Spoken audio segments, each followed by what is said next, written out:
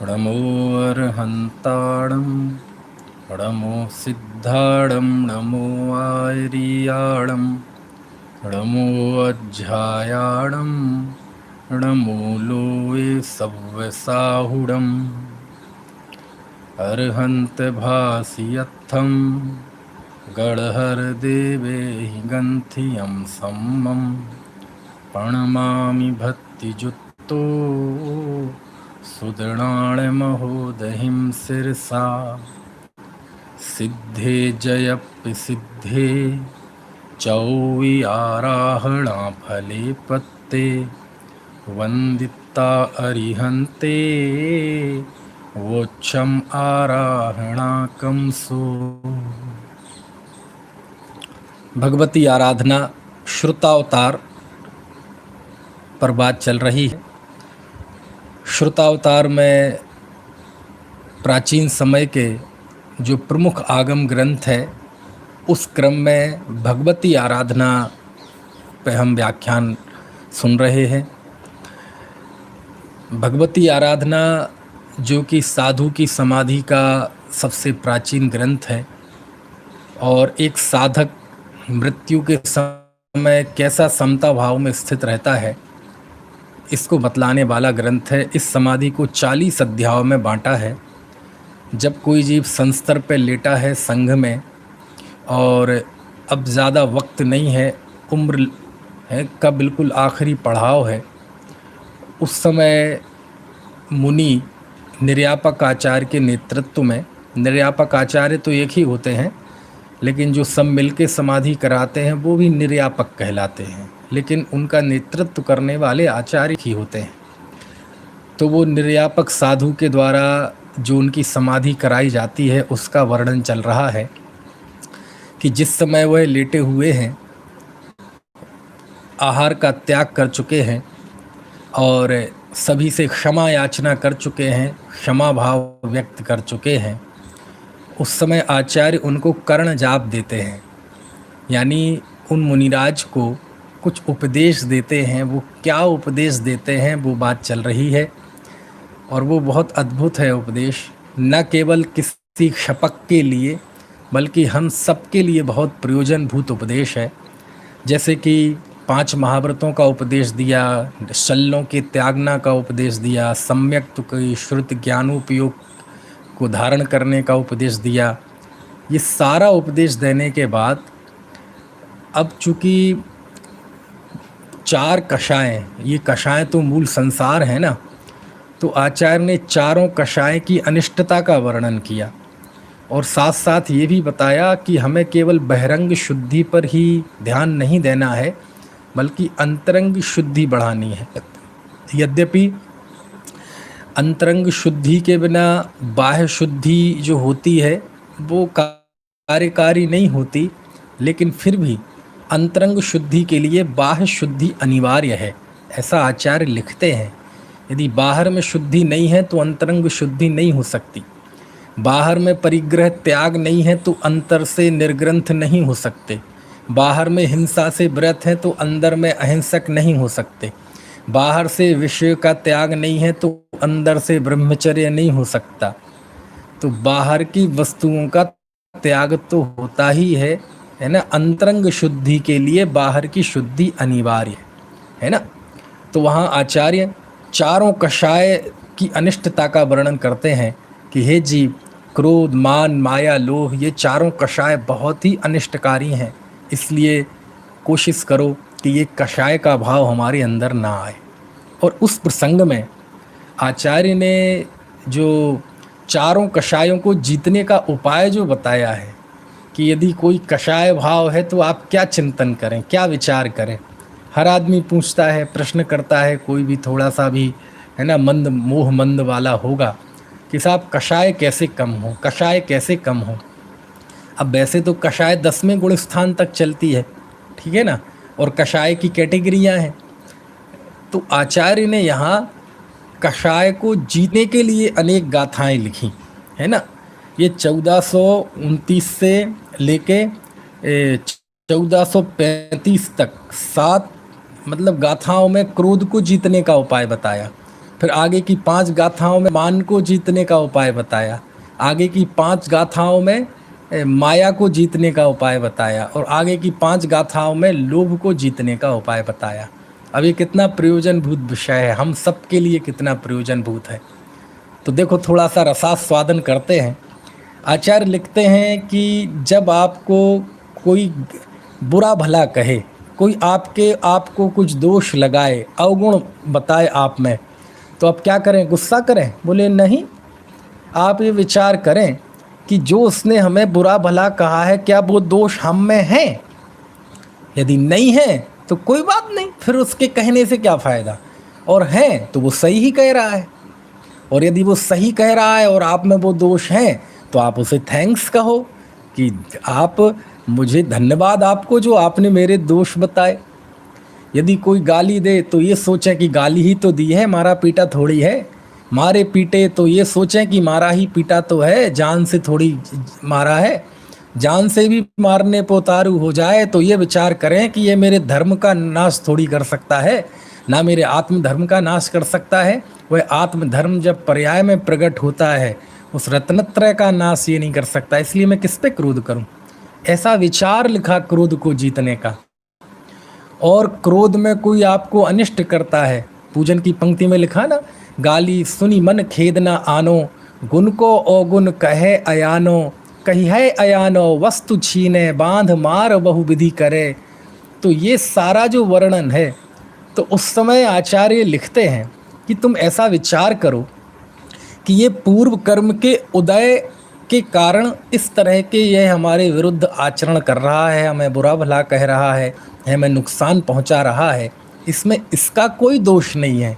ये मेरे हुए जे कर्म पूरब किए खोटे, सह क्यों नहीं जिए रा। ये सारा विषय यहाँ भगवती आराधना में है। और एक बहुत अच्छा दृष्टांत दिया, बहुत अच्छा दृष्टांत दिया कि जैसे आप पे किसी का कर्ज हो, ठीक है, और यदि वह आप कर्ज चुकाते हैं तो आपको खुशी होती है कि आपको रंज होता है? बोले खुशी होती है कि चलो जितना कर्ज चुका उतना अच्छा है, उतना माथे पे से बोझ कम हुआ। ऐसे पूर्व कर्म के पाप कर्म के उदय से यदि आपके कोई विपरीत आचरण करता है, या कि कोई गाली देता है, या कि आपको नुकसान पहुंचाता है, तो आप ये विचार करें अच्छा है, कर्ज चुक रहा है। पूर्व कर्म का पाप जो है ना, पाप का है पूर्व कर्म, वो धीरे धीरे निर्जरित हो रहा है, उदय में आके खत्म हो रहा है, तो कर्ज उतर रहा है। ऋण मोक्षम ऐसा शब्द का प्रयोग किया आचार्य ने। देखो ये गाथा 400 है ना, 33वीं गाथा है। पुब्बकद मज्झ पावम पत्तम पर दुख करण जादम ने, ऋण मोक्षो में जादो में अज्जत्य हो दिखमि दब्बम। कुछ बात समझ में आ रही है? क्या मतलब हुआ कि आचार्य लिख रहे हैं, देखो ऋण मोक्षो, क्या शब्द का प्रयोग किया, ऋण मोक्षो, ऋण से मोक्ष। हम तो समझते हैं मोक्ष मतलब उस 7 तत्वों में जो मोक्ष है वो ही मोक्ष है, निर्वाण की प्राप्ति। लेकिन किसी भी चीज़ से जो आपको कष्ट देता हो, कोई भी बंधन हो, दुख हो, कोई भी किसी भी तरह का कार्य हो, उससे यदि आप छूट जाते हैं ना, तो उसे मोक्ष कहते हैं। मोक्ष का अर्थ होता है मुक्त होना। तो ऋण से मुक्त होने को भी लिखा ऋण मोक्षो, कि ऋण से मोक्ष हो गए। ऐसा विचार करके आप उस जीव को, समझ में आया ना, क्षमा दान करें, मतलब क्रोध करने की आवश्यकता नहीं है। ऐसा बहुत मार्मिक वर्णन आचार्य ने 6-7 गाथाओं में किया है। मतलब वो ये नहीं है कि समाधि में स्थित जीव के लिए ही मात्र उपदेश है, वो हम सब के लिए भी सीखने लायक है ना। क्यों? क्योंकि ज्ञानी धर्मात्मा के जीवन में कोई शिकायत नहीं होती, किसी से शिकायत नहीं होती। जब इतना बढ़िया सिद्धांत समझ लिया कि आज जो कुछ भी है पूर्व कर्म के उदय जन्य अवस्था है, इसमें वर्तमान के संयोगों में है ना, उदय कर्म का उदय प्रबल कारण है और आत्महित में पुरुषार्थ प्रबल कारण है ना। तो इसमें तो उदय प्रबल कारण है। तो ऐसा जानकर ज्ञानी किसी से शिकायत नहीं करते। ऐसा आचार्य यहाँ क्रोध को जीतने का उपाय बताते हैं। फिर आचार्य मान को जीतने का उपाय बताते हैं। कैसे मान को जीतें? तो उन्होंने कहा थोड़ा विचार करो, ये विचार करो कि जिन चीज़ों का हम अहंकार कर रहे हैं, जाति, कुल, रूप, बुद्धि आदि, बोले ये तो पूर्व जन्म में अनंतों अनंतों बार ये सब चीज़ें हमने प्राप्त की हैं, तो क्या निहाल हो गए क्या हम? एक बात। दूसरी बात, इन सब चीज़ों में तो हमसे ऊपर ऊपर बहुत हैं, हमसे ज़्यादा पैसे वाले हैं, हमसे ज़्यादा रूपवान हैं, हमसे ऊंचे कुल वाले हैं, जाति वाले हैं, हमसे ज़्यादा प्रभाव वाले हैं, है ना? ऐसा आचार्य है ना, ऐसा आचार्य ने लिखा। और फिर एक बहुत अच्छी बात कही आचार्य ने, बहुत अच्छी बात कही। देखो मैं गाथा पढ़ के बताता हूँ, 1436 नंबर की गाथा, बहुत मान को चोट करने वाली गाथा, इतनी गजब गाथा। कोएथ मज्जमाणो वहुसो विचत्तड़म पिपत्तस, हणी चत्तड़म लिखा, अच्छतेया अणिच्चे उबट्ठ दे चाबिणी चत्ते। बोले तुम क्या बात करते हो?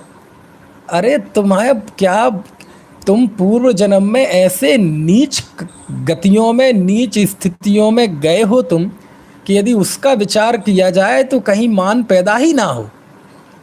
पूजा में तो यही लिखा है कि ये अहंकार करता है ना जीव का, तो वहाँ दयानंद राय जी ने अकड़ निकाली है। क्या निकाली है? बस्यो अनादि निगोदते आया, दमरी रूकन भाग बिकाया, रूकन भिकाया भाग बचते देव एक इंद्री भया, उत्तम हुआ चंडाल हुआ भूप कीड़ों में गया। तो कहते हैं कि भैया आप यदि विचार करेंगे तो हमने स्वयं इतने अपमानित हुए हैं पिछले जन्मों में, कीड़े मकोड़े बन के अपमानित हुए, निगोद में गए अपमानित हुए, है ना, पशु बन गए अपमानित हुए, है ना, कुत्ते रूप पर्याय में गए तो यहाँ वहाँ भटकते रहे, उसने लात मारी, उसने, है ना, डंडा मारा, किसी कार के नीचे आ गए। कहते हैं तुम्हारी यदि सत्य कथा बताई जाए पिछले जन्म की, पिछले जन्म जन्मांतरों की, तो तुम्हारी सारी अकड़ निकल जाएगी। समझ में आए ना? क्योंकि कई बार अहंकार में व्यक्ति, वो जैसे ऊंट होता है ना, ऊंट, तो ऊंट पहाड़ की चोटी पे पहुंच जाता है, तो उसे लगता है कि देखो पहाड़ नीचे है और मैं ऊंचा हूँ। और जब वो नीचे आता है तो पता चलता है कि पहाड़ तो बहुत ऊंचा है। उसको हम इस मुहावरे में बोलते हैं कि अब आया ऊंट पहाड़ के नीचे। तो कहते हैं जरा पिछले जन्म के अपने वो याद करो भावों को, कैसी कैसी दयनीय दशा में गए हो, कीड़ों मकोड़ों रूकन भाग बिकाया। कि जैसे अब मैंने सब वहाँ व्याख्या की थी उत्तम मार्दव के व्याख्यान में, कि ऐसी तुच्छ पर्यायों में जहाँ कोई जीव मानने के लिए तैयार नहीं था, ऐसे फूटी कोड़ी के भाव बिके हो तुम। तो बोले यदि पूर्व जन्म में हमारा इतना अपमान हुआ है रत्नत्रयमयी धर्म की आराधना के बिना, कि इसका विचार करोगे तो आपको अहंकार पैदा नहीं होगा। क्यों? क्योंकि अहंकार होने के लिए कोई मैं बड़ा और कोई छोटा होना जरूरी है, देखना जरूरी है। छोटे को देखोगे और लगेगा अरे ऐसे जन्म में तो मैं बहुत, पिछले जन्मों में तो बहुत इससे दयनीय अवस्थाओं में गया। ऐसा लिखते हैं आचार्य। समझ में आया? बहुत गजब है। ऐसे ही फिर मायाचारी को जीतने का उपाय बताते हैं कि भैया कितनी ही मायाचारी कर लो, यदि पुण्य का उदय नहीं होगा तो वह वस्तु प्राप्त नहीं होगी। इसलिए उदय पे विश्वास रखो, अपने इस छल के भावों पे विश्वास मत रखो। लोभ को जीतने का उपाय बताते हैं कि दुनिया की कौन सी वस्तु है जो तुमने आज तक खाई ना हो, उसका भोग ना किया हो। एक भी पुद्गल परमाणु ऐसा है जिसका तुमने भोग ना किया हो, लेकिन तृप्ति हुई है क्या? ऐसे विचार के द्वारा वो क्षपक को कह रहे हैं कि इस तरह की विचार श्रृंखला के द्वारा, ऐसे भावों के द्वारा इन क्रोधादि चारों कषायों से दूर रहो, अंतरंग शुद्धि रखो। कुछ बात समझ में आ रही है आपको? इसके बाद एक और बहुत अच्छा प्रकरण आया। उस क्षपक को जीतने के लिए 10 गाथाओं में आचार्य ने इसका वर्णन किया कि निद्रा को जीतो। वैसे तो मुनि जीवन में निद्रा होती नहीं है, बहुत कम होती है। दिन में तो निद्रा होती नहीं है, रात्रि के मध्य रात्रि में मुहूर्त, है ना, के अंदर उनकी निद्रा होती है। अंतर मुहूर्त कह लो, मुहूर्त भी कह सकते हैं क्योंकि आगे पीछे की तैयारी वो सब थोड़ा वक्त भी लग सकता है। अंतर मुहूर्त मात्र निद्रा उनकी होती है। है ना, एक सामान्य साधु की, है ना, इससे कम हो लेकिन ज़्यादा नहीं होती। और ऐसा तक लिखा है कि आचार्य सकल कीर्ति के मूलाचार प्रदीप में कि कंठ में प्राण आ जाए, हलक में जान आ जाए, तब भी साधु को दिन में नहीं सोना चाहिए और रात्रि में भी नियत समय के अलावा भी नहीं सोना चाहिए, है ना। तो कहने का आशय ये है कि निद्रा पे तो वैसी विजय प्राप्त हो गई, लेकिन चूंकि अब बहुत तबीयत ठीक नहीं है, पड़े हुए हैं, तो निद्रा का भाव आ सकता है। तो आचार्य निद्रा को जीतने का उपदेश देते हैं और निद्रा को जीतने के उपदेश में आचार्य ने बहुत गजब लिखा, बहुत गजब लिखा कि निद्रा को जीतने का उपाय क्या है। आप भी सुन लीजिए सब लोग, वो सबके लिए, आपके लिए भी है, मेरे लिए भी है। देखो क्या लिखते हैं आचार्य, ये 1449वीं नंबर की गाथा है, बहुत अच्छी गाथा है। यदि अधिवादिज्य तुमम ऋद्दा तो तम करे ही सज्जायम, वाह, सोहमुत्थे वा चित्ते ही सुणव संवेगण बेगम। आचार्य कहते हैं यदि तुम्हें निद्रा सताए ना, यदि आधिवाधिज्य तुमम ऋद्दा, तो तुम क्या करना, करे ही सज्जायम, तो तुम स्वाध्याय करना। आहा, निद्रा को जीतने का उपाय बताते हैं आचार्य शिवकोटि महाराज कि निद्रा को जीतने का उपाय ये है कि करे ही सज्जायम, तुम स्वाध्याय करो, है। अब आप कहेंगे तो हमें तो स्वाध्याय करके और नींद आती है। देखो क्या प्रवृत्ति है, आचार्य बता रहे हैं निद्रा को जीतने का उपाय स्वाध्याय करना, और हमारी स्थिति ये है कि स्वाध्याय करते हैं तो निद्रा आती है। ये क्यों आती है? तो आचार्य कहते हैं दरअसल तुम संसार के दुखों का विचार नहीं करते, तुम्हें संसार के दुखों का भय नहीं है, इसलिए कहते तुम संवेग भावना भाव, है ना। और लिखा कि इस तुम क्या चिंतन करो, अरे तुम पंच परावर्तन से भयभीत रहो। पंच परावर्तन के दुखों का विचार करोगे और भय रहोगे तो आलस्य नहीं आएगा। श्रीमद जी कहते थे ना कि इस जीव को नींद कैसे आ जाती है, समझ में आया ना। और लिखा कि उत्तम मार्ग से प्रीति करो, खोटे आचरण को का शोक रखो, है ना। अरे मैंने कितने गंदे गंदे काम किए, अभी भी हो रहे हैं, अब नहीं होंगे, ऐसा विचार करो। और क्या करो, दृष्टांत ऐसा दिया कि जैसे घर में सांप घुस जाए और कोई कहे आपके घर में सांप घुस गया है, तो आपको नींद आएगी? आप बिना सांप को घर से बाहर निकाले आप चैन से सो सकते? नहीं सो सकते। अरे निकल जाएगा तब भी नहीं सो सकते, उसकी दहशत रहती है। समझ में आया? एक बार मेरे साथ हुआ था ऐसा बहुत साल पहले हमारे घर में सांप घुसा था, किसी को नहीं पता घर में, केवल मुझे पता। सब लोग घर में गए थे, मतलब कहीं गए थे, केवल ऊपर एक जन थे। तो कम से कम आधे एक घंटे मेरा कश्मकश हुई उस सांप से। भाई अपन तो मारते तो है नहीं, सांप मारना नहीं चाहिए, है ना, लेकिन घर से निकालना तो पड़ेगा। तो वो निकाल तो दिया जैसे तैसे करके, युक्ति से बहुत देर तक कश्मकश चली। अब वो डरता है बेचारा, उसे लगता है कि ये मारना चाह रहे। अब उसे हम क्या बताएं कि हम मारना नहीं चाह रहे, हम बचाना चाह रहे हैं आपको, है ना। तो खैर वो सब निकाल दिया मैंने उसे, और मैं खेत में वो हो गया सब, तो निकल तो गया ना, लेकिन उसके बाद थोड़ा सा वो डर बना रहता है। कहीं भी कमरे में जाएं, घर से जाएं, तो सबसे पहले पूरे घर की निगरानी करें कि कहीं कोई है तो नहीं, कहीं कोई है तो नहीं। तो ऐसे ही कहते हैं जैसे सांप घर में घुस जाए तो तुम्हें नींद आएगी, ऐसे ही कहते हैं तुम्हारे अंदर अभी संसार का भाव है तो तुम्हें निद्रा आएगी, संसार का भय रखो। ऐसा दृष्टांत देते हैं आचार्य। बोले जैसे जलते हुए घर में कौन सोएगा? जिस घर में आग लग गई हो तो आप उससे भागने की कोशिश करेंगे कि उसमें सोएंगे? ऐसे ही कहते हैं संसार एक भाव से, कषाय से जलने रहे हैं और ये समय मिला है इससे मुक्त होने का, तो आप इसको निद्रा आएगी इसमें। और एक और दृष्टांत देते हैं आचार्य कि शत्रुओं के बीच में क्या किसी योद्धा को निद्रा आएगी?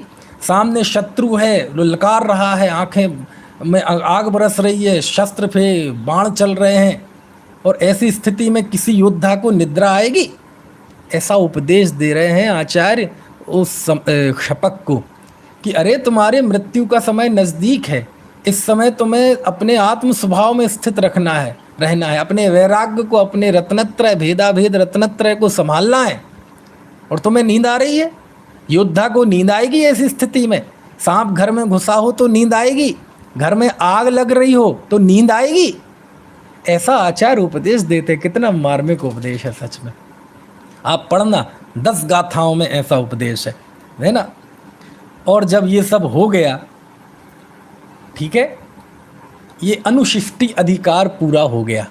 773 गाथाओं में ये अनुशिष्टि अधिकार है, जिसमें क्षपक जो कि लेटा हुआ है, आचार्य भगवंत निर्यापक आचार्य उसे कर्णजाप देते हैं, यानी उनको उपदेश देते हैं। और जब ऐसा पौरुष का उपदेश देते हैं, ऐसा पराक्रम का, साहस का उपदेश देते हैं कि तुम पाप के उदय से, शरीर के कष्ट से, मृत्यु से भागो नहीं, अपने स्वभाव में स्थित रहो, अपने रत्नत्रय धर्म में, वैराग्य में स्थित रहो।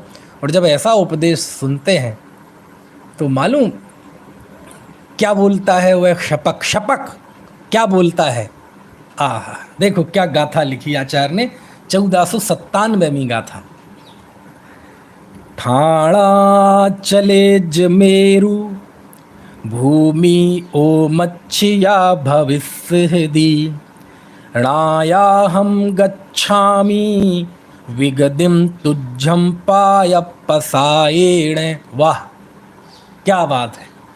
लिखते हैं, हे आचार्य, ठाणा चलेज मेरु, ठाणा स्थान, चलेज चल जाए, मेरु सुमेरु। अब तो चाहे सुमेरु पर्वत अपना स्थान छोड़ दे, चाहे सुमेरु पर्वत चलायमान हो जाए। वैसे चलायमान होता नहीं है, भक्तांबर में नहीं आती वो भक्ति में, कल्पांत काल मरुता चलिता चला नाम, किन मंदरादि शिखरम चलितम कदाचित। लेकिन यहाँ तो उससे आगे उत्प्रेक्षा कि हे आचार्य, अब तो चाहे मेरु चलायमान हो जाए, है ना, अथवा है भूमि ओमक्षिया भविष्य, चाहे ये धरती पलट जाए, समझ में आए ना, तब भी मैं, है ना, अपने धर्म को नहीं छोड़ूंगा। क्यों? आपके प्रसाद से। किसके प्रसाद से? आपके प्रसाद से। यानी आपकी जो हम पे अनुकंपा है, कृपा है, आपका जो मुझ पर वात्सल्य है, आपने मुझे धर्म में स्थिर किया है, जब आपका प्रसाद मुझे मिल गया है, तो अब तो मेरु चलित हो जाए, धरती उल्टी हो जाए, पलट जाए, तब भी मैं अपने धर्म से च्युत नहीं होऊंगा, मैं उन मार्ग पर नहीं जाऊंगा। जब इतना अनुशिष्टि सुनी तो उस जीव को ऐसे भाव आते हैं। कुछ बात समझ में आ रही है आपको? ऐसी गजब गाथा लिखी है, 1497वीं गाथा है, ठीक है ना, है बहुत अच्छी गाथा है ना। तप की महिमा भी आचार्य बताते हैं। इसके पहले कुल मिला के ये हुआ कि इस भगवती आराधना का सबसे बड़ा अध्याय, सबसे बड़ा अधिकार, 773वां अधिकार, अनुशिष्टि अधिकार, वो क्षपक के इस पुरुषार्थ के साथ खत्म हो जाता है कि आचार्य आपका प्रसाद अब प्राप्त हो गया है, तो अब मुझे किसी बात का कोई डर, कोई भय नहीं है। जब आप जैसे व्यक्ति मुझे मिल गए हैं, तो अब तो कुछ भी हो जाए, मैं अपनी आराधना से च्युत होने वाला नहीं हूँ। ऐसे विनय के वचन, है ना, ऐसे कृतज्ञता के वचन, ऐसे भक्ति के वचन वह क्षपक बोलता है। मान लीजिए बोला भी ना जाए तो, अरे उनकी बॉडी लैंग्वेज बता देती है। कोई मृत्यु शैया पे लेटा हो, वो बोल नहीं पा रहा, लेकिन बिना बोले भी आप जाएंगे तो आँखों में आपके यदि वात्सल्य होगा तो आँखें भर आएंगी, उनकी आँखों में चमक आ जाएगी, है ना। वो कोशिश करेंगे आपसे बात करने की, उठने की, भले ही हो ना पाए तो बोल भी ना पाए, लेकिन वो बोल देंगे। जरूरी नहीं है जिह्वा से बोलना ही सब कुछ है। कई बातें बिना कहे बोली, बिना कहे कहीं जाती हैं और उनमें ज़्यादा ताकत होती है ना। इस तरह से ये पूरा हुआ, ठीक है। चलिए अब 34वां अध्याय। 34वां अध्याय, इसमें 19 गाथाएं हैं और इसमें 1499 गाथा से 1517 गाथाएं हैं। अब इसमें संथारा शब्द का भी बहुत प्रयोग है। थोड़ा अंतिम समय में, है ना, कैसे शुद्धि वगैरह हो सकती है औषधि लेप आदि के द्वारा, उसका भी विधान इसमें बताया है ना, वैयावृत्ति का। और बड़ा भावुक कर देने वाला इसमें प्रकरण है कि कई बार क्या होता है भाई, आचार्य के प्रसाद से, उपदेश से पौरुष तो आ गया, लेकिन कई बार फिर से ऐसा पाप का उदय आता है, ऐसी तीव्र वेदना होती शरीर में। देखो, मृत्यु कोई कष्ट नहीं देती, कष्टकारी तो मृत्यु के पहले शरीर की वेदना हो। मृत्यु में क्या कष्ट, वो तो एक पल में समाप्त। मृत्यु कष्टकारी नहीं है, मृत्यु के साथ जुड़े हुई जो शरीर की पीड़ा है वो कष्ट देती है। तो उस समय में, मृत्यु के अंतिम समय में ऐसी स्थिति होती है कि बहुत शरीर में पीड़ा हो रही है, बहुत वेदना हो रही है, ऐसा लग रहा है जैसे पूरे शरीर में बिच्छू काट रहे हैं, बहुत पीड़ा, वायु की पीड़ा। दूसरा, बहुत भूख, क्षुधा की वेदना। समझ में आती है बात? ऐसी पीड़ा होती है, बहुत दर्द हो रहा है, बहुत तकलीफ हो रही है ना। जैसे वायु की पीड़ा, शरीर में कष्ट हो, उनसे पूछो क्या स्थिति होती है। आपको जरा सा दांत में दर्द हो जाए, दाढ़ में, रात भर सो नहीं सकेंगे। तो ऐसी जब बहुत पीड़ा होती है तो आपको पता, ऐसी स्थिति में वो जो शपक है ना, उसके परिणाम थोड़े गिरते हैं। अभी तो कह रहे थे मेरू की तरह, लेकिन अब फिर से थोड़े परिणाम बिगड़ने लगते हैं। और मालूम, वो शपक रोने लगता है, रुदन करने लगता है, विलाप का मतलब मुंह से मतलब अप्राकृतिक वचन बोलने लगता है। समझ में आए ना, ऐसा लिखा। और अब जरूरी नहीं है सबके ऐसा हो, लेकिन यदि ऐसा होता हो तो वो विलाप करने लगता है, रोने लगता है, आंसू गिरने लगते हैं, चेहरे पे बहुत कष्ट होता है, क्योंकि शारीरिक पीड़ा है। और यहाँ तक कि जब बहुत कष्ट होता है तो वह व्यक्ति दीक्षा त्यागने की बात करने लगता है। कुछ मेरी बात समझ में आ रही है? दीक्षा त्यागने की बात करने लगता है। कौन? वह शपक जो अभी कह रहा था मेरू चलायमान हो जाए। क्यों?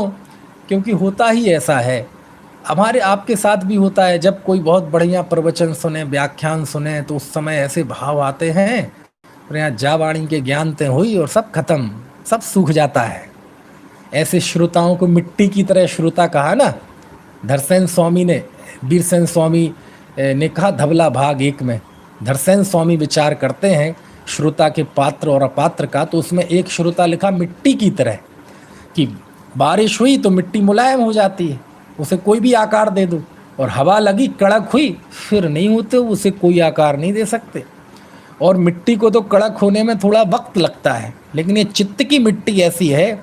अभी जिन वचन सुन रहे थे बहुत अच्छा लग रहा था, और एकदम जा वाणी के ज्ञानते हुई, अथवा मन में कोई दूसरा भाव आ गया, अथवा टाइम देखने लगे, है ना। और अब जो आजकल ऑनलाइन चल रहा है, जरा सा डिस्कनेक्ट हो गया, नेटवर्क प्रॉब्लम आ गई, एकदम मिट्टी कड़क हो जाती है। तो ऐसा होता है, मानवीय स्वभाव है कई बार, यदि अंदर से वो चीज़ ना जमती हो तो अभी वह मुनि, जब आचार्य ने ऐसा उपदेश दिया, अब यहाँ मिट्टी का दृष्टांत तो हमने आपने हमारे लिए दिया है, यहाँ शपक के लिए नहीं दिया मैंने। तो अभी आचार्य का उपदेश सुना था तो पौरुष जाग रहा था, लेकिन ऐसा शरीर में कष्ट हुआ कि वह रोने लगता है, विलाप करने लगता है, अरे रे मरा मरा, अरे कितना कष्ट है, बचाओ बचाओ बचाओ, है ना। अरे रे मुझे नहीं रहना साधु, मुझे तो बहुत पीड़ा हो रही है, ऐसे संकलेश में मर जाऊंगा तो क्या मतलब साधु होने का, मुझे तो भैया ले जाओ, मुझे तो कपड़े पहना दो, मुझे तो भोजन करा दो। ऐसे ऐसे वचन वह बोल सकता है, ऐसी भी स्थिति बन सकती है। समझ में आया ना। तब आचार्य उसकी रक्षा करते हैं। क्यों? सामने सेना है, सेना ताकतवर हो रही है, ये लड़ तो रहा था, लेकिन लड़ते लड़ते अब इसे ऐसा लगने लगा कि नहीं नहीं अब तो मैं हार जाऊंगा, अब तो ये मुझे मार देंगे।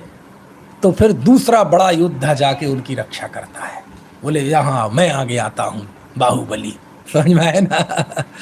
तो ऐसे ही जब इस तरह के भाव उनके शपक के मन में आते हैं, ऐसे वचन वो बोलने लगते हैं, व्रत तक तोड़ने की बात करने लगते हैं, दीक्षा छेदने की बात करने लगते हैं, तो आचार्य कहते हैं, आचार्य उसकी सारणा करते हैं, मतलब उसकी रक्षा करते हैं। और इसका नाम है सारणा अधिकार। 19 गाथाओं में अधिकार है। अब सारणा करने के लिए क्या करते हैं, तो अब बहुत मार्मिक अध्याय अगला 35वां अधिकार है। इस 35वें अधिकार में भी 174 गाथाएं हैं। अद्भुत है, 174 गाथाएं। गाथा 1518 से लेके 1691 तक। इन 174 गाथाओं के अधिकार का नाम है 35वां अधिकार, कवच अधिकार। क्या नाम है, क्या नाम है भैया? कवच। आपने कवच तो जानते होंगे क्या होता है। देखो, मैंने बताया था ना शुरुआत में ही, भगवती आराधना में समाधि का वीरतापूर्व वर्णन है। एक सुभट योद्धा की तरह उस क्षपक को दिखाया है। भले ही शरीर क्षीण हो चुका है, सैया पे लेटे हुए हैं संस्तर पे, लेकिन अंदर में जो पुरुषार्थ है वो जैसे एक वीर पराक्रमी योद्धा का। तो उसी भाषा में ये कवच अधिकार नाम दिया है इसे। आचार्य उसे कवच पहनाते हैं। किसको? क्षपक को। अच्छा जी, नगर दिगंबर साधु क्या कवच भी पहनते हैं? हाँ, पहनते हैं। कौन सा कवच? अभी अनुशिष्टि अधिकार में आचार्य ने जो उपदेश दिया था, अब आचार्य फिर वही उपदेश देते हैं।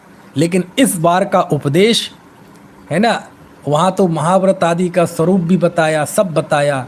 अब चूंकि मामला बहुत गंभीर हो गया है, अब आप उस दृश्य की कल्पना करें। थोड़ा क्या है कि कई बार शब्दों से वो चीज़ें समझ में नहीं आती। आप दृश्य की कल्पना करें। वो जो आपके घरों में फोटो लगा हुआ है कि निर्यापक मुनि सब घेरे हुए हैं, आचार्य भी हैं वहाँ, निर्यापक आचार्य, वह क्षपक लेटे हुए हैं और इतना पीड़ा हो रही है, इतना करी शरीर में कष्ट हो रहा है, समझ में आया ना, कि मतलब चीखने लगे, चिल्लाने लगे, मैं तो दीक्षा छोड़ दो साहब, ऐसी ऐसी बातें मुझसे नहीं सहा जाता, अरे मरा मरा, कोई बचा लो। अब ऐसा जो दृश्य होगा चीत्कार वाला, हो सकता है कि नहीं? तो उस स्थिति में निर्यापक आचार्य उसे कवच धारण कराते हैं।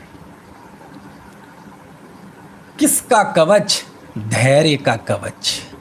काय का कवच? धैर्य का कवच धारण कराते हैं। समझ में आया ना? तो उस समय आचार्य उसका लिखा है इसमें, तिरस्कार नहीं करते कि अरे क्या हो गया, हट, ऐसे करते हैं क्या कोई, बेकार, चलो चलो चलो, जो जाने दो, दीक्षा छेदने की बात कर रहा है, हटो हटो, इसे अपने हाल पे छोड़ दो। ऐसा तिरस्कार नहीं करते ना, तिरस्कार नहीं करते। उन्हें पता है कि शारीरिक वेदना क्या होती है। आचार्य बहुत बड़े व्यक्तित्व होते हैं, निर्यापक आचार्य बहुत बड़े व्यक्तित्व होते हैं। समझ में आए ना? छोटे मोटे जीव नहीं होते, इसमें सब आए हैं उनके गुण। निर्यापक किसे कहते हैं, आचार्य के गुण, निर्यापक के गुण बहुत पहले बताए हैं मैंने पिछले व्याख्यानों में। तो वो क्या करते हैं, अब उसे धैर्य का उपदेश देते हैं। समझ में? धैर्य धारण करने का उपदेश देते हैं।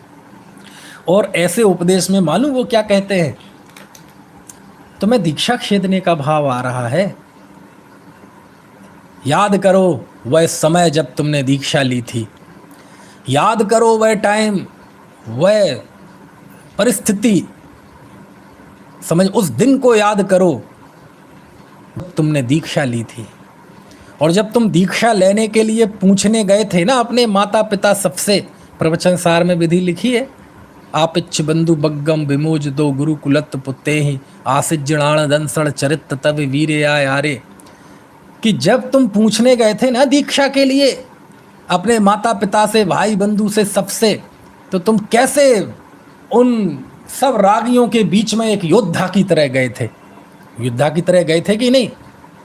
प्रवचन सार में दृश्य खींचा है, मैं कितनी बातें करूं, कि जब वह पूछने जाता है तो सब लोग रागियों की फौज खड़ी रहती है, माता पिता, चाचा ताऊ, पत्नी, बच्चे, और वो अपना राग दिखाते हैं। कहते तुम्हारी उम्र क्या है, अभी क्यों दीक्षा लेना चाहते हो, घर में सख्त सुविधाएं हैं, कौन सा तुम्हें कष्ट है? समझ में आती है बात? अरे जंगल में कैसे रहोगे, विपरीत परिस्थितियों में कैसे रहोगे, दिन में एक बार 46 अंतराय, 32 अंतराय, 46 दोष टाल के आहार, नीरस आहार कैसे लोगे? कौन वहाँ तुम्हारी संभाल करेगा? सर्दी गर्मी भूख प्यास कैसे बर्दाश्त करोगे? मच्छर मक्खी कैसे बर्दाश्त करोगे?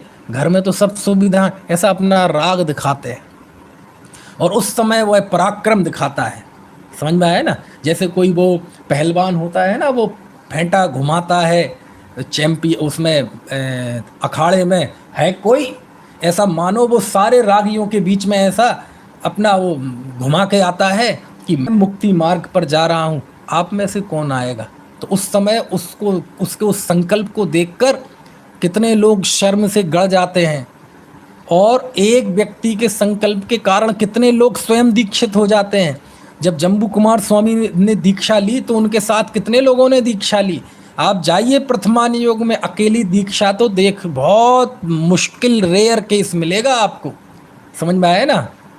लेकिन बहुत कम केस हैं, लेकिन ज़्यादातर एक व्यक्ति दीक्षा लेता है तो कई कई दीक्षा लेते हैं प्रेरणा से। तो बोले जब तुमने दीक्षा ली थी तो किस संकल्प से ली थी? कि मैं जीवन पर्यंत अपने चारित्र से च्युत नहीं होऊंगा। समझ में आए ना? किसी भी कीमत पे मैं अपने धर्म से च्युत नहीं होऊंगा। पुरुषार्थ तो ऐसा रखूंगा कि बस ये दीक्षा ली, व्रत लिए और अंदर में सामायिक चारित्र में गए। पुरुषार्थ तो मैं ऐसा चाहता हूं कि अंतर मुहूर्त में केवल ज्ञान हो जाए। बोलो ऐसे संकल्प के साथ दीक्षा ली थी कि नहीं? और जब तुम दीक्षा की आज्ञा लेके आचार्य के समक्ष आ गए थे तो आचार्य ने कई कई बार पूछा था कि नहीं, कबूल है, कबूल है, कबूल है? ये भाषा मेरी है, ऐसे कबूल है वैसे नहीं, लेकिन उनकी कि बिल्कुल पक्का कि भैया ये महाव्रत का मार्ग बहुत कठिन रास्ता है ना, इसमें बहुत पराक्रम चाहिए। उस समय तो तुम कैसे शेर की तरह दहाड़ रहे थे, कुछ भी हो जाए, मेरू कंपायमान हो जाए, सब कुछ हो जाए, लेकिन मैं महाव्रत से च्युत नहीं होऊंगा। सब संकल्प ध्यान है ना? किस संकल्प से तुम इस रास्ते पे आए थे, इस मार्ग पे आए थे, है ना? और आज वही स्थिति आ गई। आज फिर परिस्थिति तुम्हारे सामने है, विकट परिस्थितियां हैं। याद करो अपने उस समय के भावों को, उस समय के संकल्प को, और जब उस समय के संकल्प को याद कराते हैं तो उनके अंदर फिर से वही बात आ जाती है। और फिर कहते हैं कि एक बात बताइए, रणभूमि में योद्धा भागता है क्या? जब कोई रणभूमि में जब सामने शत्रु प्रबल हो तो योद्धा जो भाग जाता है वो कायर कहलाता है। वह लज्जा के मारे कहीं जान तो बचा लेता है, लेकिन पूरे जीवन भर सिर नहीं उठा पाता लोगों के सामने। आज तुम्हारे सामने शत्रु प्रबल दिखाई दे, साधना से भाग जाओगे तो तुम मुंह दिखाने लायक नहीं रहोगे। कहीं किसको मुंह दिखाने लायक नहीं रहोगे? तो यहाँ लिखा है ऐसा, अरे तुम अरहंत सिद्ध आचार्य उपाध्याय साधु, ये जो संघ हैं, इन सब का तुम अपमान करोगे। तुमने इन्हीं की साक्षी में दीक्षा ली थी, ऐसा लिखते हैं आचार्य। पढ़ के बताऊं मैं? देखो ये गाथा है 1642वीं गाथा।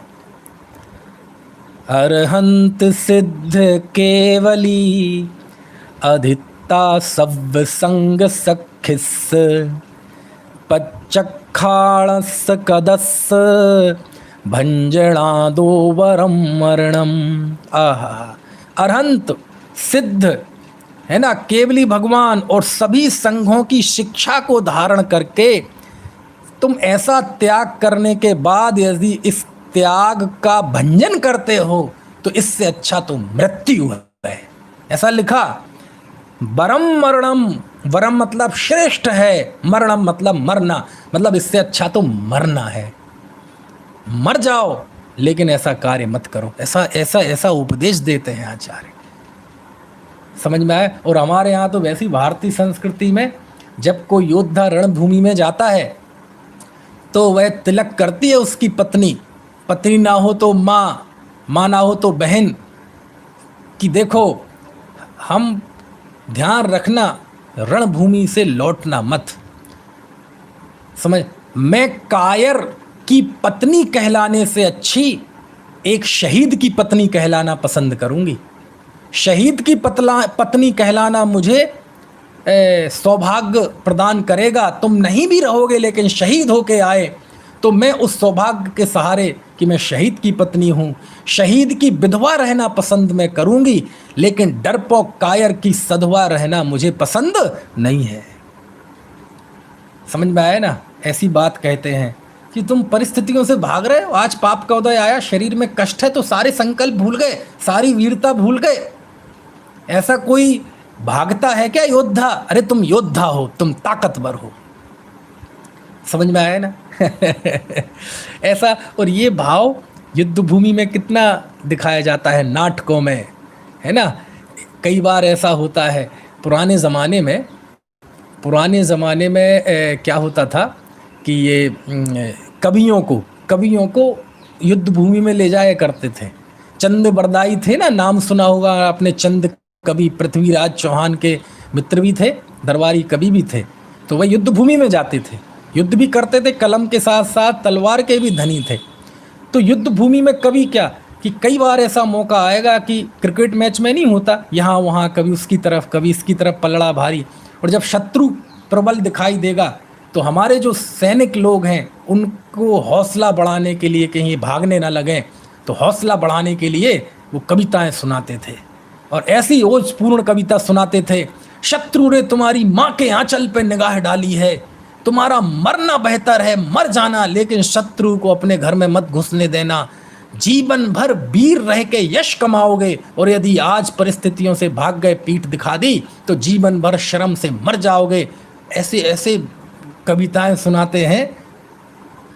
तो ऐसी ही कविता आचार्य सुना रहे हैं यहाँ। वहाँ कौन था शत्रु?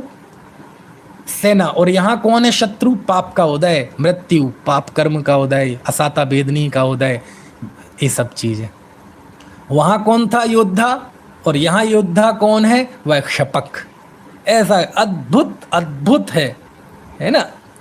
अरे रे, बहुत कितने। और आपको पता, कई बार ऐसा हो सकता है कि वह योद्धा कहे, अरे साहब आप कह तो रहे हैं, कविताएं तो सुना रहे हैं, लेकिन ऐसे कोई मर गए तो क्या होगा? ऐसे हम अकेले 2-4 लोग, थोड़े लोग क्या कर लेंगे इतने बड़े शत्रुओं का? तो मालूम वो याद दिलाते हैं, अरे तुम याद करो, महाराणा प्रताप को याद करो, है ना, दारा शिकोह को, और किन किन के नाम लेते हैं, मिसाल देते हैं कि अरे ऐसी स्थिति थी। आप देखो ना, हमारे बॉलीवुड में सत्य घटनाओं पे आधारित कितनी मूवी बनी। एक बॉर्डर मूवी बनी थी, हमारे केवल 120 सैनिक थे और दूसरे पाकिस्तान के हजारों सैनिक थे, लेकिन उन्होंने कैसे पराक्रम किया। ऐसे एक और सुनी है, मैंने देखी नहीं, है ना। बॉर्डर तो मैं बहुत पहले आई थी, देखी थी छात्र जीवन में, केसरी, कि कितने चंद सैनिक थे लेकिन कैसे शत्रुओं का सामना किया। एक एक आदमी 10-10 को मार रहा है। आपने वो राष्ट्रभक्ति का गीत सुना होगा, वह किसी फिल्म का गीत नहीं है। जब 1962 में हम चाइना से युद्ध हार गए, और युद्ध हारने की वजह से बड़ा दुख का माहौल था देश में, नेहरू जी भी बहुत दुखी थी, उसके बाद वो ज़्यादा मतलब खुश नहीं रहे, है ना। और उसके बाद जब 15 अगस्त आया, तो 15 अगस्त था हमारी आज़ादी का दिन, खुशी का, लेकिन टाइम चल रहा था कि हम चाइना से युद्ध हार चुके थे। तो उस समय लता मंगेशकर ने लाल किले से गीत गाया था, ओ मेरे वतन के लोगों। वो बहुत अद्भुत गीत था उस सिचुएशन में।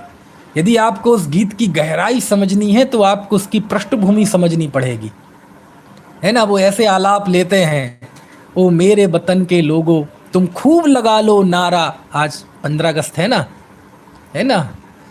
ओ मेरे वतन के लोगों तुम खूब लगा लो नारा, यह शुभ दिन है हम सबका, लहरा लो तिरंगा प्यारा। ये 15 अगस्त आज का। लेकिन पर मत भूलो सीमा पर वीरों ने प्राण गवाए, कुछ याद उन्हें भी कर लो जो लौट के घर ना आए। फिर वो गीत शुरू होता है, ओ मेरे वतन के लोगों जरा आँख में भर लो पानी, जो शहीद हुए हैं उनको जरा याद करो कुर्बानी। और उसमें फिर बहुत बात आती है, उसमें एक अंत में लिखा कि 10-10 को एक ने मारा, ऐसा आता है, 10-10 को एक ने मारा, है ना। कोई सिख, कोई जाट, मराठा, कोई बहुत अच्छा गीत। तो वो सिचुएशन आपको जब लिखा ना, जब घायल हुआ हिमालय, ये हिमालय घायल होना मतलब क्या? ये अंग्रेजों से लड़ाई की बात नहीं है। हिमालय मतलब हिमालय पर्वत के उस तरफ ही तो है चाइना, तो घायल हुआ हिमालय मतलब चाइना की लड़ाई। तो वो वर्ण, तो ऐसे ही कहते हैं, सुनो वीर दृष्टांत देते हैं, अरे हमारे 120 सैनिकों ने 1000 सैनिकों के छक्के छुड़ा देते हैं, है ना।